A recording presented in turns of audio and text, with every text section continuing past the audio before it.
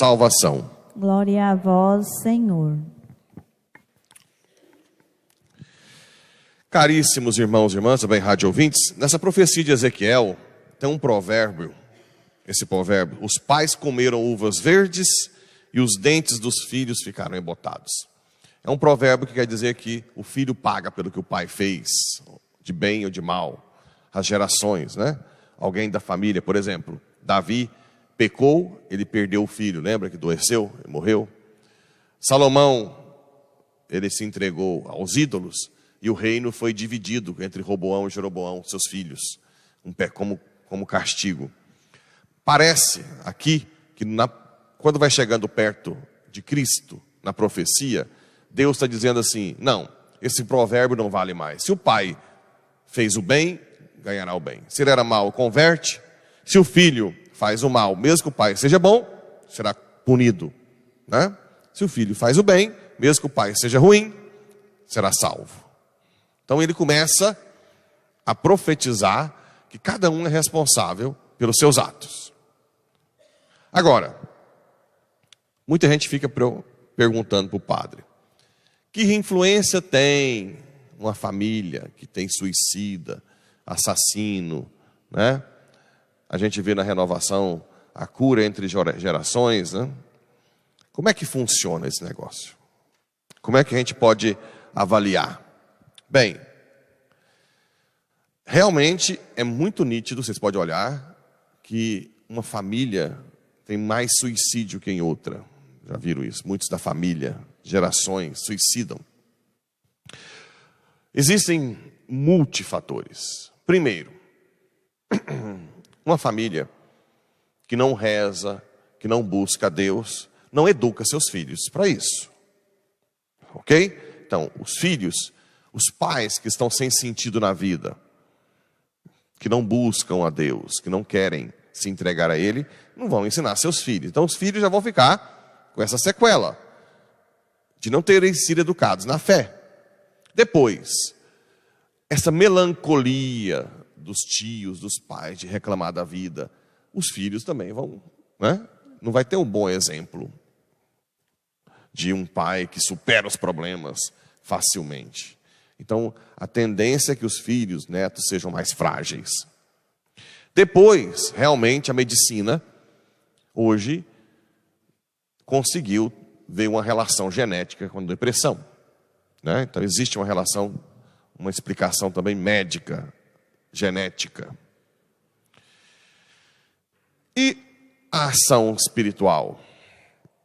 Bem, os exorcistas dizem o seguinte, que para um demônio continuar nas gerações, seria necessário um pacto explícito dos antepassados com o demônio, né? Como: eu quero que todas as minhas gerações estejam vinculadas a ti, né?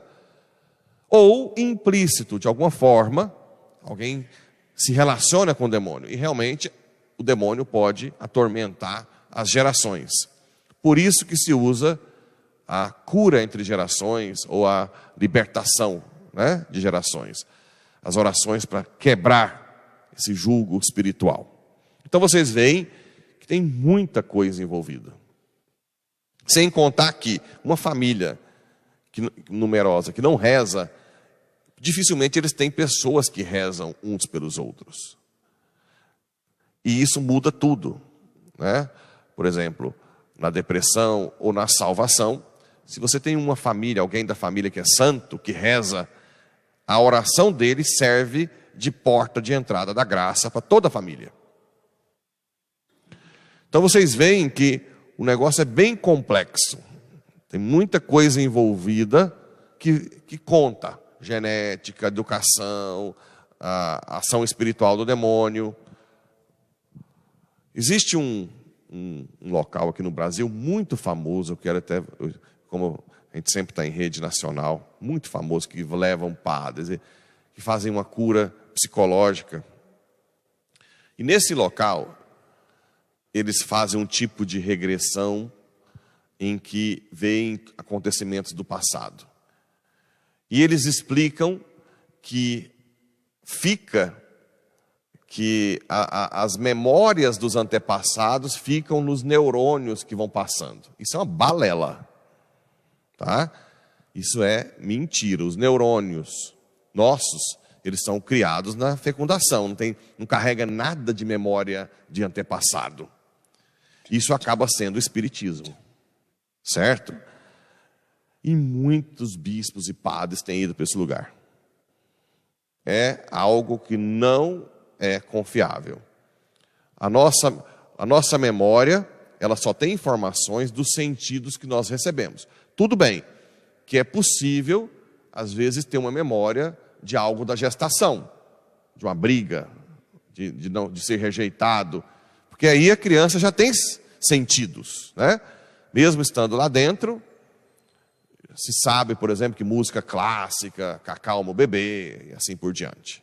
Até aí, nada de...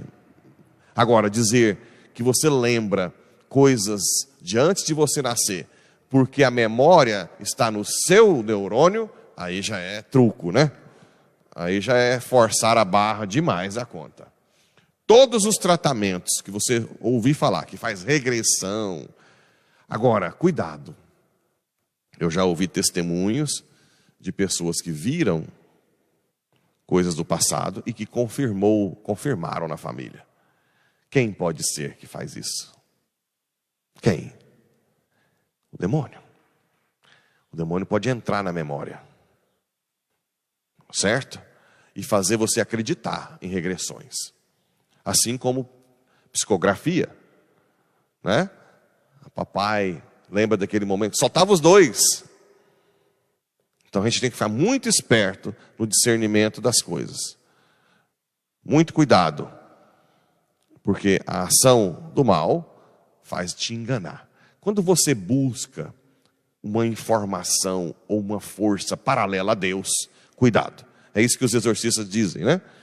Tudo que você busca que é paralelo, uma energia, né? Uma energia paralela, uma força, energia, força, uma informação, uma adivinhação que não está ligada diretamente a Deus, é pecado grave. Superstição, idolatria e tudo mais. Adivinhação, ok? Mais ou menos entendido? Então, tudo influencia. A melhor coisa que um pai pode deixar para o filho chama-se educação na fé e exemplo. Junto, claro, com a própria oração. Um pai, uma mãe que reza pelo filho tem um poder extraordinário. Às vezes tem pais que falam assim: como é que eu educo meu filho se eu sou rígido e depois ele se perdeu? Porque não basta rigidez. Se você não educa o filho para o bem, para você educar o filho para o bem, você tem que dar um espaço de liberdade, de escolha. E rezar. Porque a graça que ilumina a mente. Agora, só ser rígido e dizer isso pode, isso não pode, ele não aprende a escolher. A gente chama isso de espaço de tolerância ao mal, né? Você tem um espaço de tolerância ao mal. Você deixa um limite, porque também o menino pode escolher uma coisa absurda, né? E ensina que ele escolha o bem, através da formação da fé e da moral. E reza. Uma coisa que os pais esquecem é que os pais estão educando os filhos para Deus. Então, não basta você só educar humanamente. Senhor, eu quero que meu filho aprenda aquilo que o Senhor quer. Eu quero que ele seja santo. Eu quero que ele tenha a sabedoria do alto. Você tem que se colocar: Senhor, eu estou em dúvida o que fazer com meu filho. Me ajuda. Senhor, eu não sei o que fazer agora, mas eu sei que o seu olhar, o seu abraço pode curá-lo. Eu vou abraçá-lo e olhar que seja o Senhor que eu faça. Você tem que ser submisso total ao Criador. Isso muda tudo. Agora, só rigidez, acontece muito que chega na adolescência, solta as asas e vai, ele não sabe escolher, porque sempre foi, entre aspas, castrado, chega no mundo, não sabe, nunca conseguiu ter um espaço de liberdade de escolha e não foi formado na moral e na fé, ele vai desandar. Esse é o problema. A educação, ela não é só para os pais têm que estar sempre em oração e pedindo a graça e a ajuda de Deus, né? E o evangelho, deixar vir minhas criancinhas. As crianças são os meninos dos olhos. Por isso que eu sempre coloco o aborto como a coisa mais grave da terra, né? Dizem alguns santos que se parassem de abortar, os castigos do mundo parariam, as guerras diminuiriam. Porque um sangue de uma criança morta no ventre, ele vai requerer justiça. Cairá sobre a pessoa que aborta, sobre a pessoa que apoia politicamente, sobre o político que apoia essas coisas. Esse sangue cairá sobre todo mundo. Por isso que a Igreja Católica coloca o aborto como, além de pecado mortal, excomunhão late sententia, né? Claro que para quem tem consciência de que é uma criança, para quem sabe o que é um aborto, porque também essas pessoas que às vezes não sabem, o médico fala que não é, elas não têm essa culpa toda. Ou são forçadas, né? Ou então tá com trauma. Não tem todo esse peso. E a pessoa tem que saber que é excomungada também, para ela ser excomungada. Então tem muitas coisas envolvidas, mas é só para entender que existe uma gravidade maior do que um assassinato. Porque a criança não pode fugir, ela não pode ter advogado, ela não pode ter nada. Ela não pode ter ninguém que pula na frente. Ela está totalmente indefesa. Certo? Então aprenda isso. Depois, as crianças são os meninos dos olhos de Deus, porque a criança é o melhor tipo de cristão que pode existir. A criança não tem vergonha de ser ruim, de fazer besteira, não é? Aliás, São José Maria Escrivá fala que tem que ser abaixo de 2 anos, 3 anos. Porque depois de 3 anos já começa a culpar o irmão, não é? Abaixo de 2 anos, pode quebrar o que for, jogar cocô na casa inteira, quando você chega ele ri, não é? Com Deus a gente tem que ser assim. Quando a gente faz besteira, você vai para Deus rindo, pedindo misericórdia. Quando cresce, já começa a esconder, apontar o dedo para o outro, aí já é o que acontece com quem não tem infância espiritual. Depois a criança, ela confia no pai. Quando ela está nos braços do pai, ela vai onde o pai leva, né? Ela está ali. É assim que nós temos que estar com Deus, sempre confiando, apesar de toda a tribulação ao redor, nós temos que nos sentir confiantes nos braços de Deus. A criança, se o pai pede pula, ela pula.